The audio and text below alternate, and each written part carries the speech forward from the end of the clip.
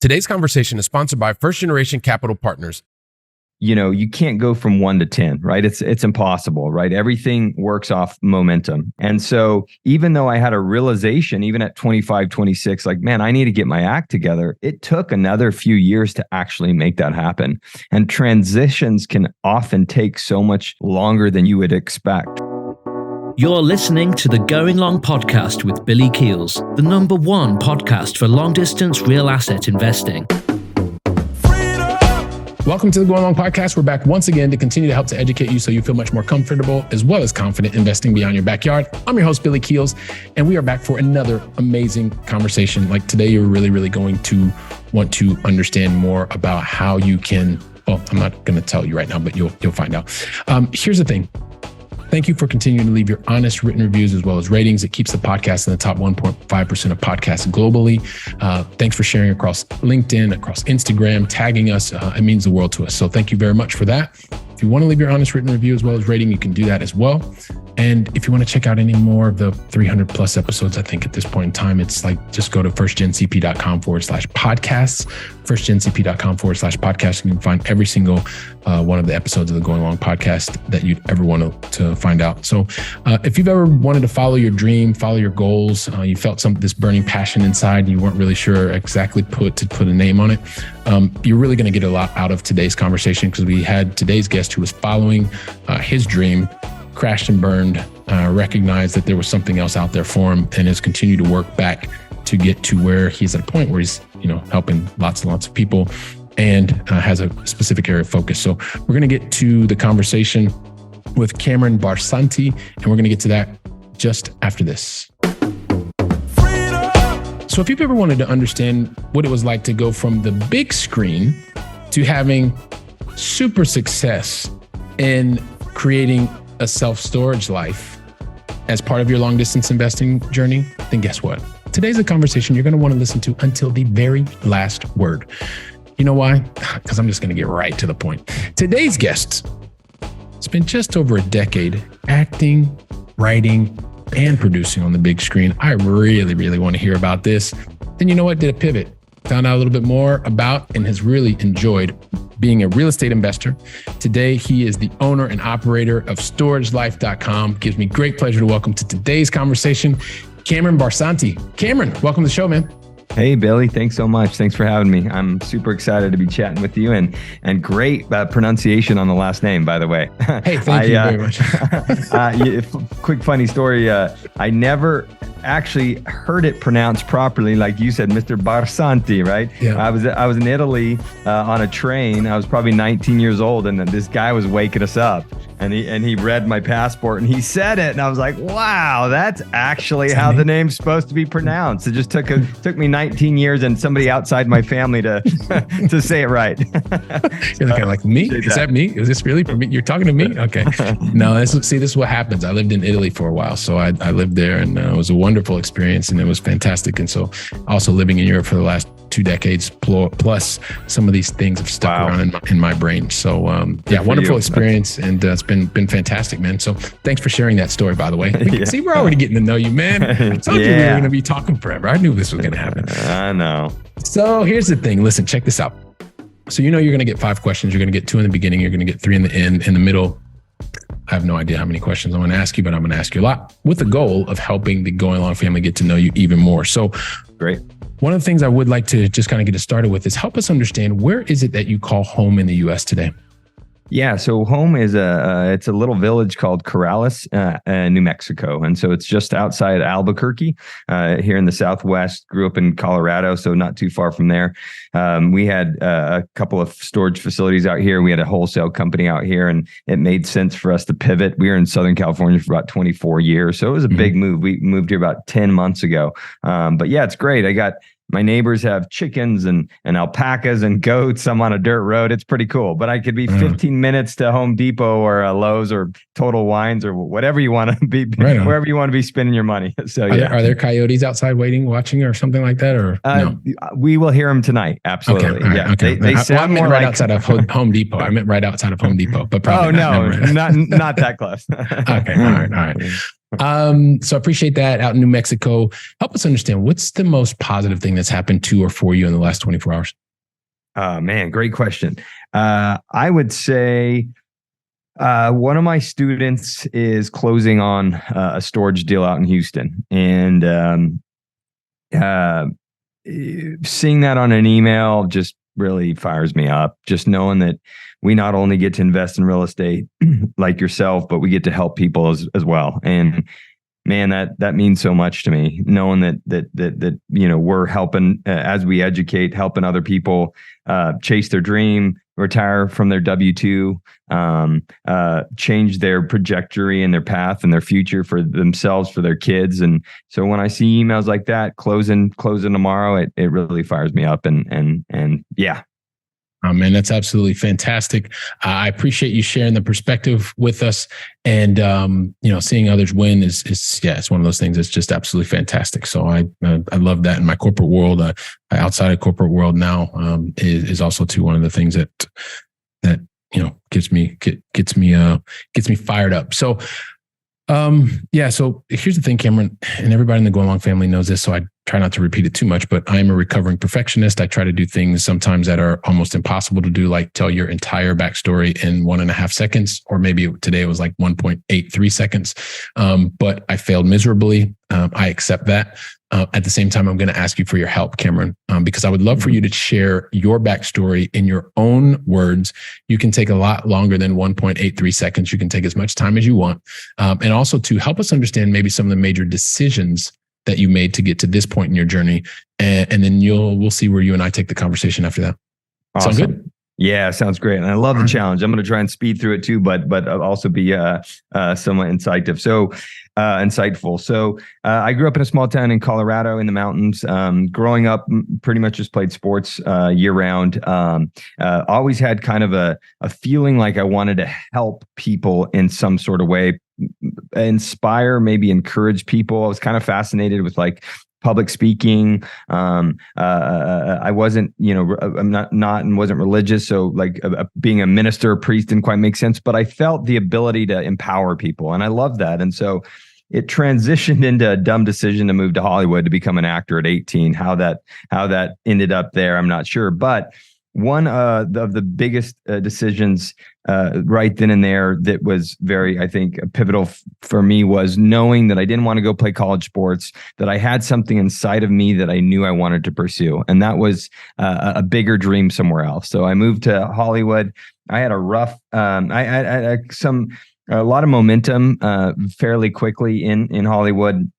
But about 19, 20 years old, I also was kind of a wild kid, had a lot of lessons to learn, and really kind of crashed and burned as a human being for about 10 years. Lots of life's trials and tribulations. More importantly, met my wife, my now wife, when I was pushing 30, late 20s. Ended up making a feature film because my acting career, as I tried to reboot my 30s, was going really slowly. Lost my wife's life savings in the feature film that I made. This was mid 30s. I think at that point we had one, and we're about to have, or just had our second kid. And so it wasn't until my late 30s that I started learning about real estate investing. In fact, thankfully, because of my wife, we started listening to podcasts, going to meetups. And very quickly, this was a big deal for us. I remember this moment where I saw an opportunity, kind of like when I was 18 and I had moved to Hollywood, that everybody wanted to hire you. There was massive opportunity for young actors, and I never saw that opportunity again. And I took it for granted, no regrets, thinking that, if the opportunity's here now, it'll be here again. This is when I was 18 in Hollywood. And it wasn't the case. I never had an opportunity again. And the similar feeling when we were learning about leverage and real estate investing and going, oh my God, I had no idea. I come from a family of brokers, and yet I had no idea about the ability to leverage commercial real estate, right? And so we pulled equity out of our house and we started searching for our first property with almost no money in the bank until we pulled that equity out. So we learned that we could actually buy real estate with almost no money. And then the idea of leveraging to build long-term wealth. And that was an opportunity I remember feeling like I saw when I was 18 in Hollywood, going, man, here's an opportunity I haven't seen in over a decade and I'm not going to let this opportunity pass me by. And so that was another big moment for us. We jumped in, and then I would say on top of that, for a third kind of moment for you and decision, was to going all in and also really taking a lot of action very quickly. We pulled out equity and we started looking for deals immediately. And so what happened was our opportunities started building and arising very quickly and consistently. And that was a huge, huge, huge pinnacle moment for us. The idea of realizing the opportunity and then taking action on it. So when you get to, no, go ahead. No, I was going to say, go ahead. Yeah, and I was gonna say, and so then, but we bought some multifamily, and then about a little over 2.5 years ago, we bought our first self-storage facility. We now have 10 in our portfolio. We're across 4 states. Portfolio is worth about $35 million, and so we ended up scaling super quickly. But from here to now, that's kind of our story. So there's a lot that's happened between here and now, and so where exactly do we want to dig in? So, there's a couple of different things. There are a couple of themes, right? It was about taking action. Even to the time you were 18, you knew that inside you were some things that you wanted to do, you felt compelled to do, to inspire, et cetera, et cetera. You talk about, because I'm always interested in, you said something that just, it literally pierced my soul. You said you spent about 10 years where you crashed and burned, right? And there's a number of different places you could take this, right? And as much as you want to, but I think there's a lot that can be learned from those periods where, you're talking about crashing and burning. Not necessarily what happened, but like as you reflect on it now, because now your time is kind of giving you some perspective on things. What was happening during that 10-year period where you thought to yourself, like, if I could do this over again, I would have not spent 10 years in it. I would have spent, 66 years in it instead of 10, not to take it to zero, but just what that time perspective has helped you to do or what it's given you. Yeah, great question, Billy. So, in those 10 years, one of the most frustrating things for me was I was always a hard worker. And so I always felt like I was actually working hard, but emotionally, I think there were a lot of things that were getting in the way. Drugs and alcohol was definitely a big part of it. Being super immature. I think lack of experience. I think growing up, everybody's different. And for me, in retrospect, like growing up and only basically my whole life revolving around sports, like once that stopped at 18 years old, like I think I didn't have a whole lot of foundation of anything else. Mm-hmm.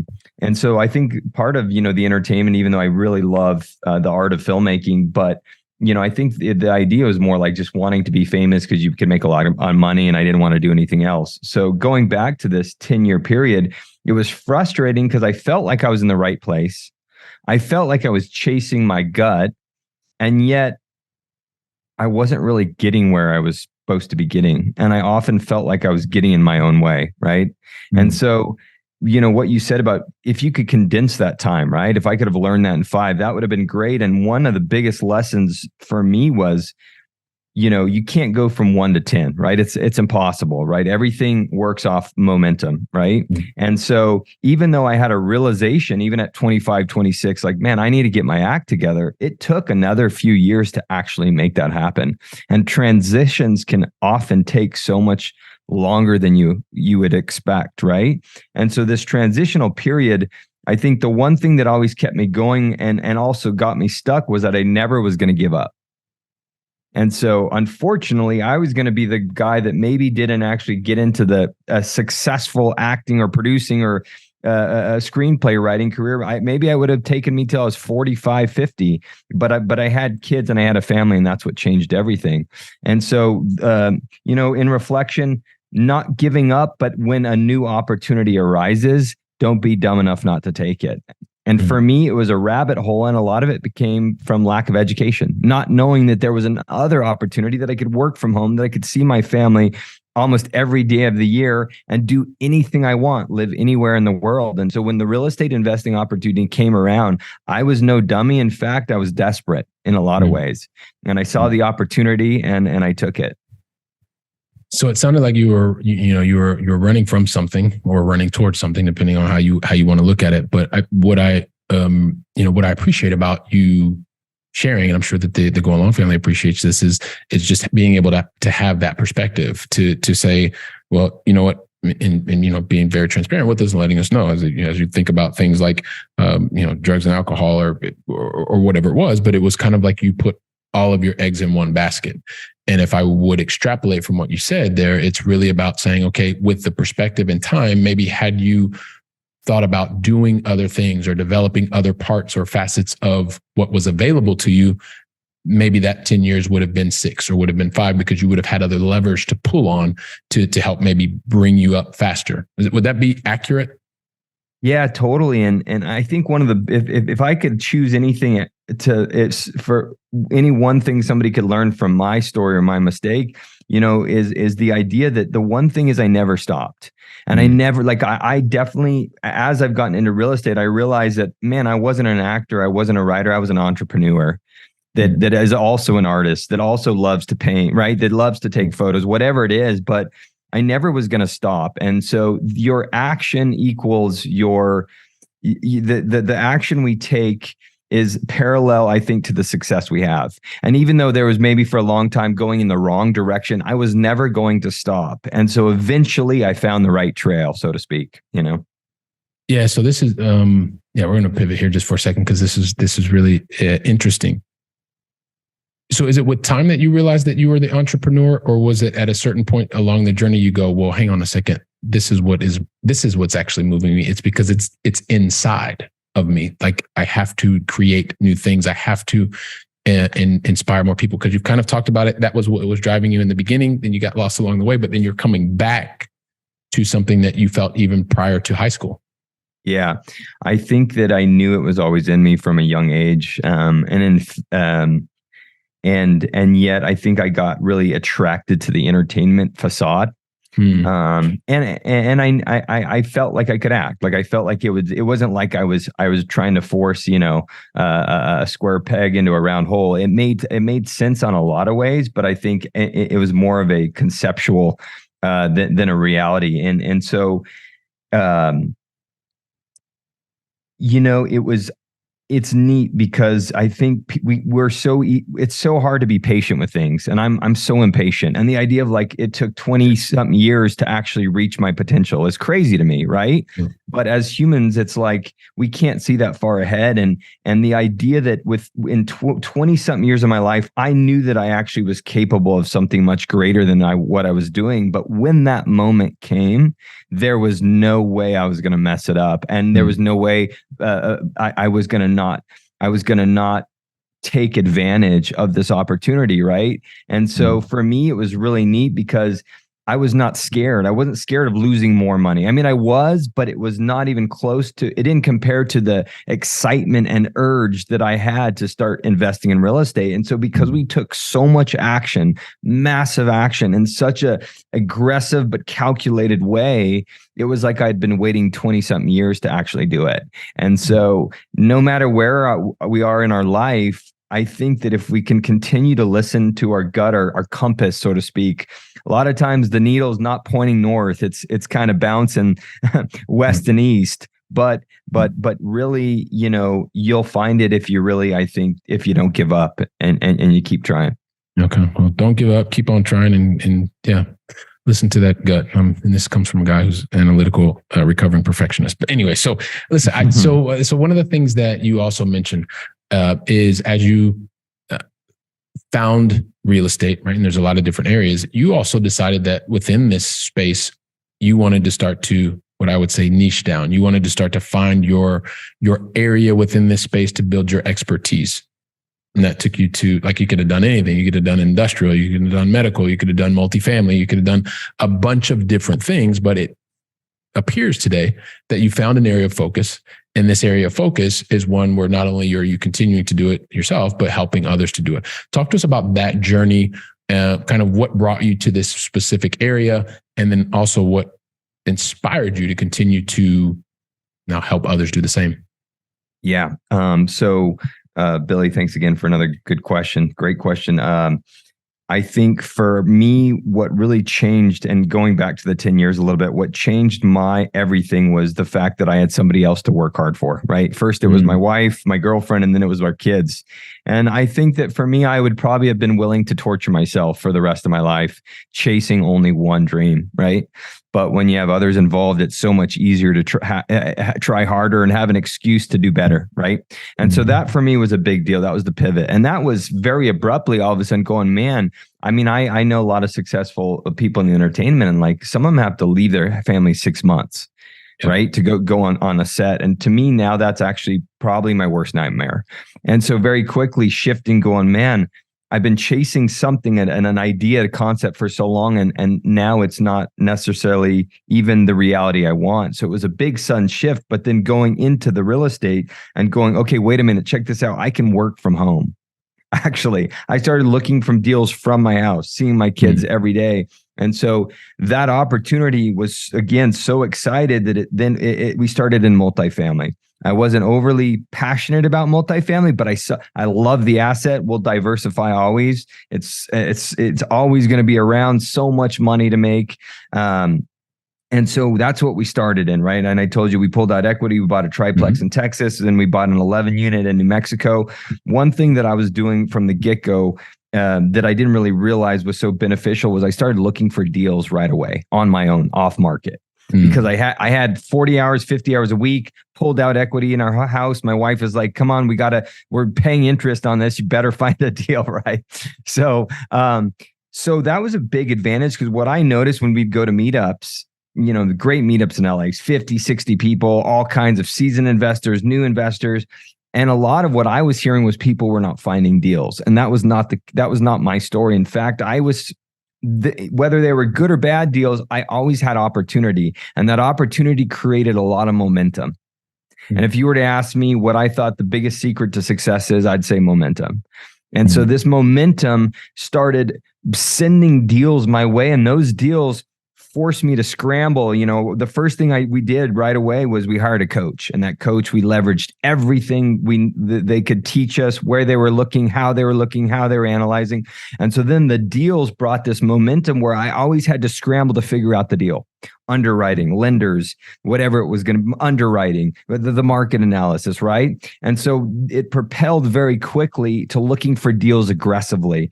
And so then all of a sudden, a year later, my now partner told me that I was about a cash flowing area in southern New Mexico that was low bar to entry, great cash flow. And so I basically circled around it for months, exhausted all possibilities, and found my first bank-owned self-storage facility. And so that's what catapulted me into self-storage. Again, that was 10 facilities ago. But once we did self-storage, I saw the opportunity. I loved the asset class. I was more attracted to it, I think, because it was a little bit against the grain, less sexy. That in mobile home parks, I actually was really intrigued by. And then very quickly, I started seeing our revenue jump by thousands of dollars every month. And that first property we did, we bought, it was making $20-something $100 a month. Now makes 22. We bought $8 million in real estate last year in California from that one property on a second note. And so I started seeing that trajectory right away. I hired my coach mentor, AJ Osborne, a good friend of mine, to teach me. And his podcast, like yours, just full of education. And I drank the Kool-Aid. I got fired up, and I went all in on storage. And so that's how we're here. So it's interesting. So we got here because you went all in on storage, but you did two things that I think are pretty interesting. Like you had more deals than capital, which is probably the opposite, right? But usually we meet in between. But you were focused there. So you were creating new problems for yourself, is the way that I like to create it. And you said that you were creating momentum, and you got a coach. Usually people, and I'll just say this out loud, usually people go, well, I don't want to get a coach because that costs too much money. And I'm afraid to figure out what it is that I don't know.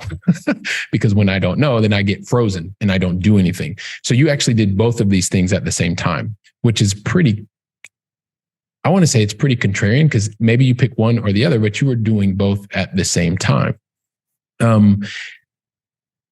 I'm just going to make, it's just a comment. So I don't know if you want to add anything, but I'm reflecting, I'm thinking out loud because I think, wow, you're getting these results, which I think is the very interesting part. And I just want the Going Long family to recognize that yes, you did, in fact, unless you're going to correct me here, Cameron, that you did say that you were creating future issues for yourself because you were doing things you didn't know how to do. And that's still okay because I still see you here in front of the camera. And you decided that you wanted to invest in a coach, someone who'd already been there, done that, and could help guide you along the way.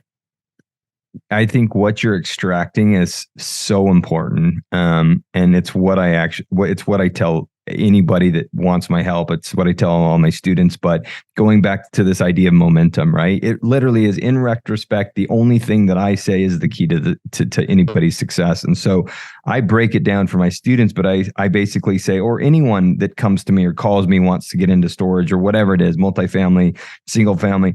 I break it down and again, it's in retrospect, learning that I did 3 things right off the bat. I hired a mentor. I started forming partnerships, and my partnerships were formed based on my deal flow. So breaking it down to 3 things: mentorship, partnership, deal flow. And so I didn't know what was happening at the time, but now that I help people, again, looking backwards, going, man, that was a perfect trifecta.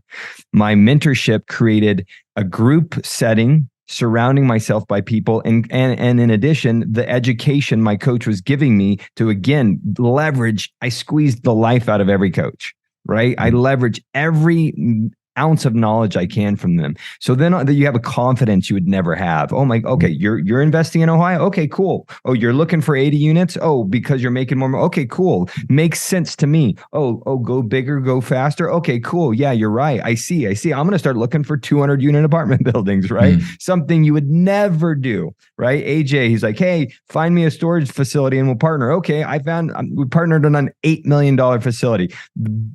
Thinking bigger, faster. Than in combination with that, I had deal flow. And like you said perfectly, your deal flow starts creating problems quickly. And you know how it goes. Once you go under contract on something, you'll do stuff and you've never in a million years would do, right? You'll make 30, 40, 50 calls in a day because you have to get that deal funded, or you have to get the right lender, or whatever that is. So once you put yourself in that position, you have to scramble your way out of it, right? You got to swim to shore.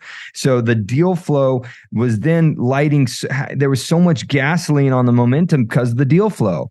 There was not 1 week of my entire probably last 3.5 years where I got bored. Literally. It was like always exciting. Oh my God. Oh, here's another deal. Oh, check this out. Right. And that momentum kept snowballing and snowballing and snowballing. And then what that created, and from a very early point, I understood it, was I was finding deals that people that had been investing for 20, 30 years of their life, seasoned pros, were willing to partner with me, which was insane. Unlike an actor going, hey, I'm an actor, like, hey, Steven Spielberg, you want to shoot a short film together? It's like, yeah, right. But there's these big investors that were willing to partner. And then I rode the coattail of my partners who already knew how to go get the loans, who already had banker connections, who knew how to structure a deal. So for me, that trifecta is mean and lean. And like you said, and you keep getting yourself into problems you have to get yourself out of.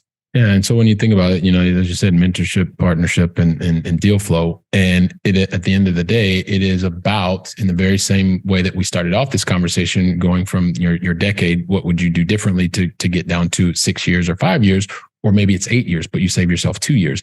It's about how you can continue to shorten timeframes to be able to, at the end of the day, manage the most important asset of all of our lives, in my very humble opinion, which is time.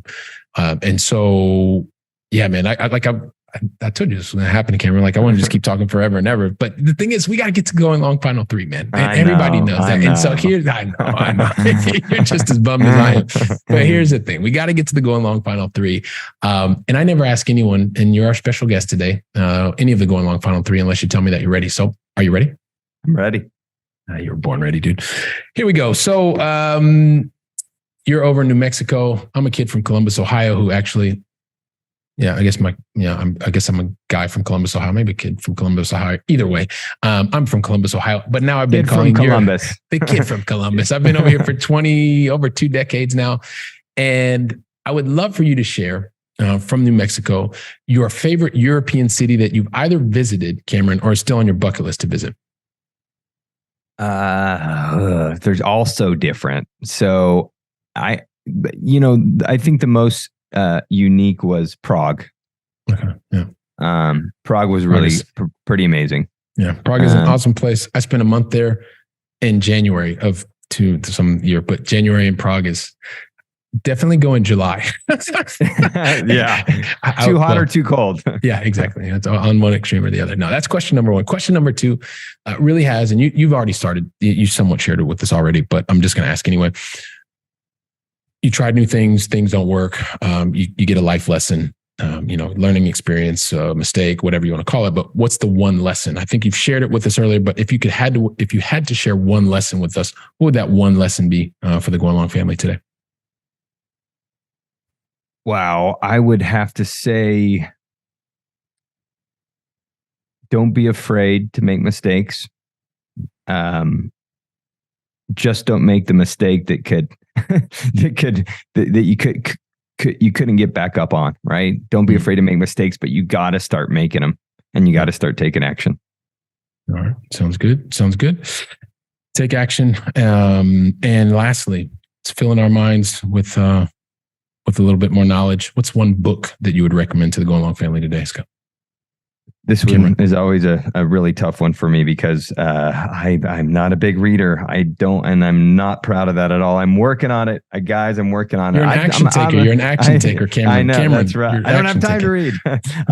You know what? I'm going to actually, a non-real estate related book. Yeah, sure. There's a book called by Dr. Sarno, Sarno. And I started reading it because of back pain that I had for 3.5 years, and my wife had carpal tunnel, and we both for about 3 years, and we both were pain free after about a month and a half of reading the book. It's phenomenal, and more about just how strong the mind is, right? So this whole game we play is a mindset game, right? No matter what we're doing, and so I really was pretty amazing for us. All right, fantastic. So we will include Dr. Sarno. And here's what's one thing that I'm going to say, because like he's written a lot of them: The Divided Mind, Healing Back Pain, the Mind-Body Prescription. Mind-Body Prescription. The Mind-Body Prescription. See, there you go. This is like real time, everybody. This is how Cameron and I do things. So listen, Cameron, I'm just thinking about, you're from a small town in Colorado, and you felt this desire inside that you wanted to be able to inspire, motivate, thrive, help others to thrive. And so like very early on at 18, you felt like, hey, look, the thing for me to do is head out to Hollywood and I'm going to go out and do my thing. And you got out there and you started to do your thing. It was going well. And then, as you said, you kind of had this dark decade, and this decade that was kind of gone. You've sat and you've reflected on things that you could have done differently. And you've even done that in real time with us today. But you recognize that, hey, listen, along the way, there were a number of ways that you could have more control over your time, have you could actually not have to be on a set for somewhere for 6 months or 8 months or 9 months. You could actually figure out a way to do both things: be with your family, be with those that you love the most, and be able to create your own runway so that, you could live the best life. You also talked about how you were actually going out creating problems for yourself. Yes, you did say creating problems for yourself, good problems. And at the same time, you decided that it made most sense to invest in a coach and someone that would be able to help you along the way.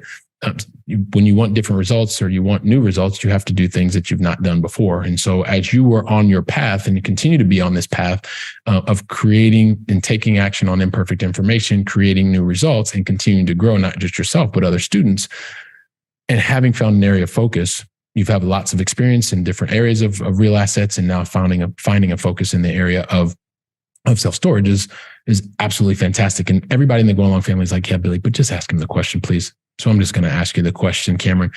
What is the best way, or how can the Going Long family find out more about what it is that you're doing or contact you? Oh man, thanks for the question. And I'm going to say real quick, sorry, I hope I'm not going over time here, but going long. I love the title, and it really is about going long. And real estate, this is about real estate investing. And I'm not the smart guy, right? I'm a people person, and I'm just going to say that if I can do what we're doing, so can anybody else. And that's the beauty of real estate. You learn the basics. You surround yourself by people that are doing it, and you can do it. And you can literally do anything you want. And that's the beauty of everything we're talking about.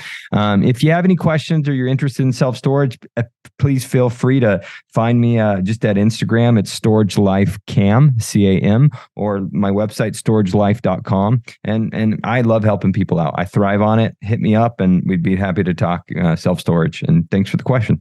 All right, perfect. Cameron, I appreciate you. And listen, everybody, we're going to make it really easy. Just click a link and you can check him out on his Instagram page. You can reach out to him, follow up with him. And yeah, man. So these conversations, like I said, they just fly by, man. I want to say on behalf of the entire Going Long family, thank you very much for deciding to invest your time with us today, Cameron. And thank you very much. Really appreciate it. Hey, Billy, thank you so much. All right, man. Give me like 10 seconds and then I'll get you out of here.